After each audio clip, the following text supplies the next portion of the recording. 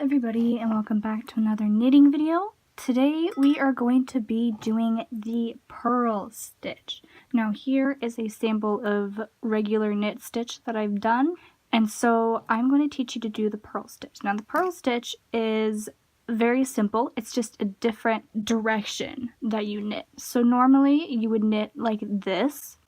When you purl, you're going to go through the front. You're going to go like this, bring your yarn through these two, and then pull it to the front.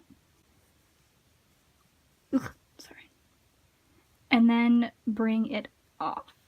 And so by doing this, this brings the yarn that you carried from each of the stitches to the back of the needle, and then it brings the loop to the front of the work. And so you see, if we can turn this here, you see you can only see the loops. And on here, you can more or less only see the yarn that was carried from stitch to stitch.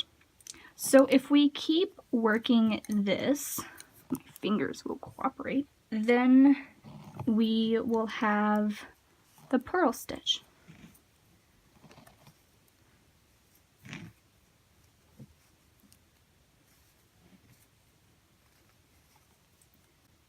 It's fairly simple.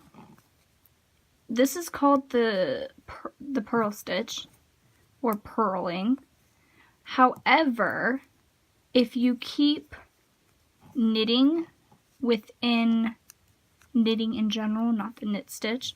So once you're done with the row, what you're going to do is you're not going to purl this side. You see there's loops. So what you would do is you would knit this row, because for regular knitting, it's a knit one, purl one row. Or you could just knit 2 rows, which makes it up. It's really confusing, but I'll try to explain it easier in the next row. So you would just knit this row because the work is on the back and the front that you want is facing us right now. And these two together is called the stocking stitch. And the stocking stitch got its name from when ladies would knit socks in the olden days.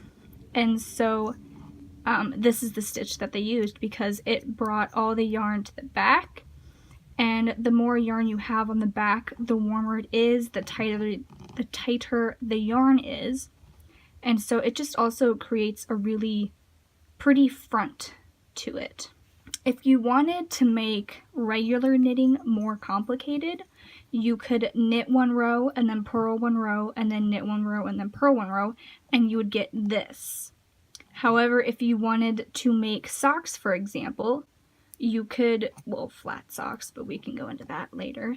You could make this, which would be knit 1 row and then purl 1 row, knit 1 row and then purl 1 row. So now we would purl, and let me just do it off camera just to make things go faster. Okay.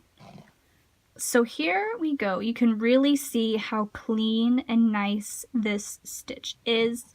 And you can see also that the back of this is kind of looser while this is more closer together. So that's one of the reasons why you would knit this type of stitch for socks, because the closer together the yarn is, the warmer that it is. So here is your stocking stitch using the purl method.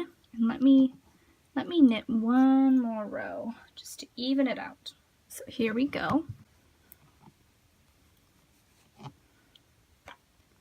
Here is stocking stitch. Here's the back of it. So that's it for this video. Hopefully you guys understood what I was trying to teach you. I apologize if it's confusing, but we can go into more detail about using this stitch and the different types of material you will need to use, how to get rid of this curling here, and what other methods you can use besides doing knitting and purling and knitting and purling. So just stay tuned and I will see you in the next one. Bye guys.